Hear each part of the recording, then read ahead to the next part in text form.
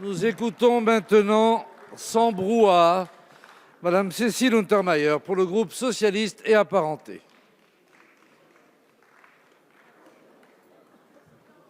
Ça va, Cécile? Monsieur le Président, Monsieur le Ministre, Monsieur le rapporteur, mes chers collègues, ce projet de loi a fait l'objet d'un débat de qualité en commission des lois comme en séance publique et permettez-moi de remercier ici le ministre et le rapporteur. Un débat de qualité sous la réserve toutefois d'un travail très accéléré en fin de soirée de jeudi 21 novembre ou plus exactement en début de matinée du vendredi pour permettre à chacun des groupes de faire valoir leurs préconisations, vous en conviendrez. Sur ce point oublié qui traite de la formation dans le cadre de l'ordonnance, je ne peux que solliciter votre engagement, Monsieur le Ministre, pour qu'à minima un groupe de travail intergroupe soit mis en place et que nous puissions faire valoir les attentes très fortes à ce sujet de la part des élus locaux.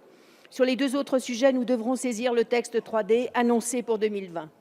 Ce projet de loi est une réponse à la crise des Gilets jaunes, dans laquelle les maires ont été reconnus comme les interlocuteurs essentiels. Il était censé répondre aussi à la crise des vocations et ajouter, à mon sens, un regard utile et bienveillant sur la situation de ces élus locaux que sont les maires. Ce projet de loi comporte de bonnes mesures. Il conforte le maire, associe davantage l'ensemble des élus des communes, renforce ses pouvoirs de police, simplifie son quotidien et lui reconnaît de véritables droits. Mais le mandat de maire ne sera pas transformé et nous savons tous que l'élu local sera toujours à portée d'engueulade avec des citoyens qui ne savent pas toujours, hélas, se manifester avec la considération que requiert un mandat représentatif. Mais les questions des moyens, de la fiscalité locale, de la gestion, de la compétence eau et assainissement que nous considérons comme devant être optionnelles demeurent.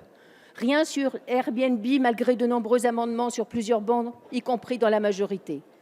Et contrairement à ce qui a pu être dit, contrairement aux propos tenus depuis 2 ans par le gouvernement contre la loi NOTRe, il ne s'agit pas d'un démantèlement de cette loi qui n'est modifiée et à la marge que dans 11 articles sur 136 que compte ce texte. Et d'ailleurs, pourquoi l'aurait-on fait puisque 80% des intercommunalités sont globalement satisfaites de leur fonctionnement et que très peu, à ma connaissance, envisagent de se retirer du bloc communal.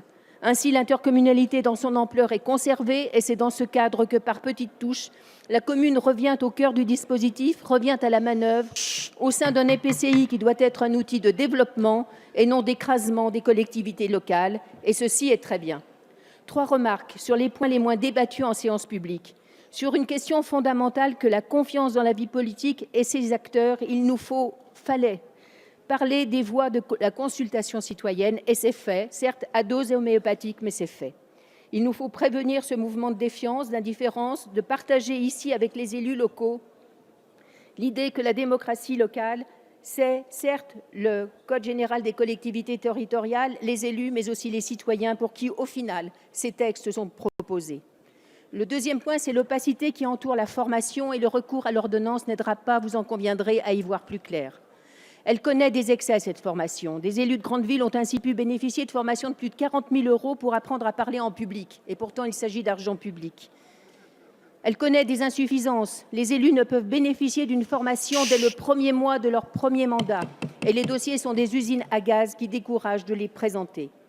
Il nous faut aussi, par ailleurs, associer l'université à la formation des élus, lui donner les moyens de proposer des diplômes universitaires permettant à ces derniers de bénéficier d'une prestation de qualité à des prix moindres, une formation qui construit par ailleurs leur vie professionnelle future, le cas échéant.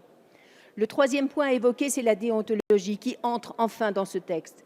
C'est le grand D manquant de la loi 3D annoncée. Un droit nouveau est proposé aux locaux. Ceux-ci pourront recueillir, s'ils le souhaitent, l'avis d'un référent déontologue, personnalité qualifiée indépendante, sur des saisines personnelles et confidentielles. Il faut les aider à se prémunir contre le risque élevé de condamnation pénale en leur apportant tout conseil utile au respect des principes déontologiques de la charte de l'élu local dont dispose l'article L. 1011-1-1 du Code général des collectivités territoriales.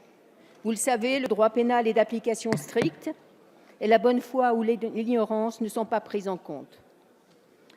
En conclusion et en cohérence avec ce qui vient d'être dit et en reconnaissance des avancées de ce texte, mon groupe ne votera pas contre ce texte, mais s'abstiendra majoritairement à ce stade de la première lecture. Certains d'entre nous voteront pour ce texte. Votre oratrice votera pour ce texte. Voici, nous regarderons également avec attention les résultats de la CMP. Merci, Madame Untermaier. Dernier orateur qu'on écoute en silence, s'il vous plaît.